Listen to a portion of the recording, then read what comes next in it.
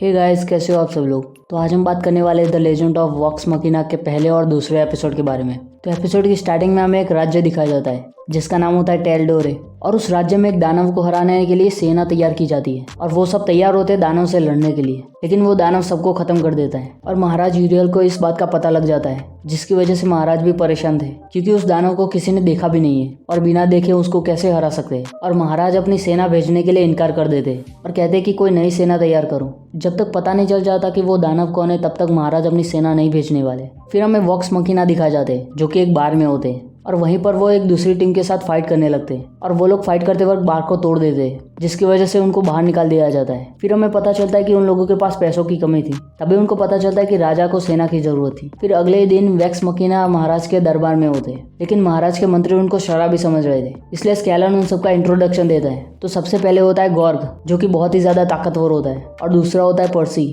जो कि गन चलाने में बहुत ही ज्यादा माहिर होता है। फिर आते हैं किलत, जो कि नेचर को अपने पावर की तरह यूज कर सकती थी। फिर आते हैं भाई बहन, जो कि जुड़वा होते हैं और उन दोनों के नाम भी एक जैसे होते हैं। वैक्स की बहन तीरंदाजी में बहुत ही ज्यादा माहिर है और वैक्स बहुत ही अच्छा फाइटर है और वो उन सबका लीडर भी होता है। फिर आती है पाइक, और वो बहुत ही ज्यादा धार्मिक होती है और उसके पास पावर होती है देवी शक्ति की। फिर आता है ट्रिकेट, जो कि एक भालू होता है। और फिर आता है स्केलन, जो कि एक म्यूजिशियन होता है और म्यूजिक की उसकी पावर होती है। और ये सब मिलकर कहलाता है द लेजेंड ऑफ वॉक्स मकीना। और उनकी बातें सुनने के बाद महाराज उनको ये काम दे देते हैं, लेकिन सिर्फ इसीलिए कि उनके पास एक भालू होता है और महाराज को भालू पर ज्यादा भरोसा था, इसलिए वॉक्स मकीना को ये काम मिल जाता है। और फिर अलोरा वैक्स मकीना को वहां पर लेकर जाते हैं जहां पर आखिरी बार दानव को देखा गया था, और वो कह रही होती कि उस दानव ने 3 गांव और बहुत सारे खेत तबाह कर दिए और अगर उसको रोका नहीं गया तो वो पूरा राज्य को तबाह कर सकता है। और फिर वो उन सबको गांव में छोड़कर चली जाती है। और फिर वॉक्स मकीना गांव वालों से दानव के बारे में जानने की कोशिश करते हैं, लेकिन वॉक्स को एक बच्चे से पता चलता है कि वो दानव उड़ने वाला था और वो पहाड़ी की तरफ गया था।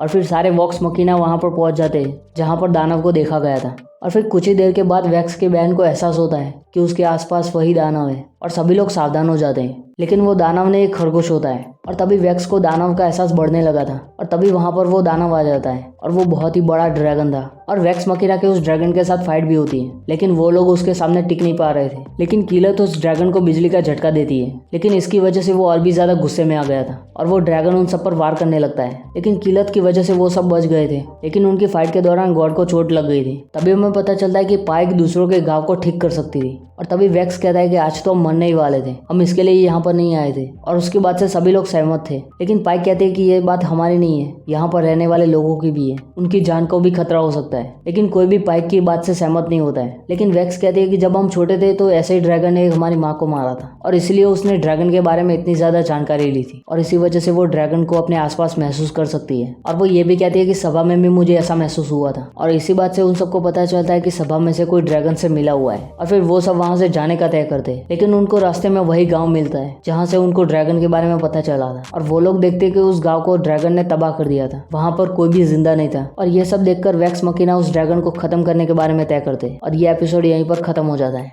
दूसरे एपिसोड की स्टार्टिंग होती है जनरल क्रिक से, जो कि अपने सोल्जर्स को तैयार कर रहा था ताकि वो ड्रैगन के खिलाफ फाइट कर सके। लेकिन जब सारे लोग सो रहे होते हैं तभी ड्रैगन का हमला हो जाता है और सुबह महाराज के दरबार में हमें पता चलता है कि जनरल क्रिक और उसके कुछ सोल्जर्स वहां से बचकर निकल गए थे। लेकिन जनरल क्रिक ने उस ड्रैगन को देख लिया था, इसलिए महाराज को पता लग गया था कि वो दानव ड्रैगन था। और तभी वहां पर फिंस आता है और वो कहता है कि अब तक तो वैक्स मकीना खत्म हो गई होगी, लेकिन तभी उसके पीछे वॉक्स मकीना होते हैं और वो लोग महाराज को कहते हैं कि वो दानव और कोई नहीं एक ड्रैगन है। लेकिन महाराज को ये पहले से ही पता थी और इसलिए महाराज सभा को खत्म कर देते हैं। और उन सबके बाहर निकलते ही वैक्स कहते हैं कि मुझे फिर से दरबार में कुछ महसूस हुआ था और उसका पूरा शक होता है फ्रेंड्स पर, क्योंकि वो पहले से उन सबके खिलाफ था। इसलिए वो लोग तय करते हैं कि स्कैलन और गॉर्ग उसका पीछा करेंगे। और तब तक वैक्स और पाइक दोनों गिलमोर के पास जाते हैं ताकि उनको ड्रैगन को मारने का हथियार मिल सके। और गिलमोर वैक्स को एक तलवार भी दिखाता है, लेकिन वो बहुत ही ज्यादा महंगी होती है। लेकिन वैक्स के पास कुछ पैसे थे जिसकी मदद से ड्रैगन के बारे में जानकारी मिल जाती है। फिर हमें स्कैलन और गॉर्ग दिखाए जाते हैं जो कि फ्रेंड्स का पीछा कर रहे थे,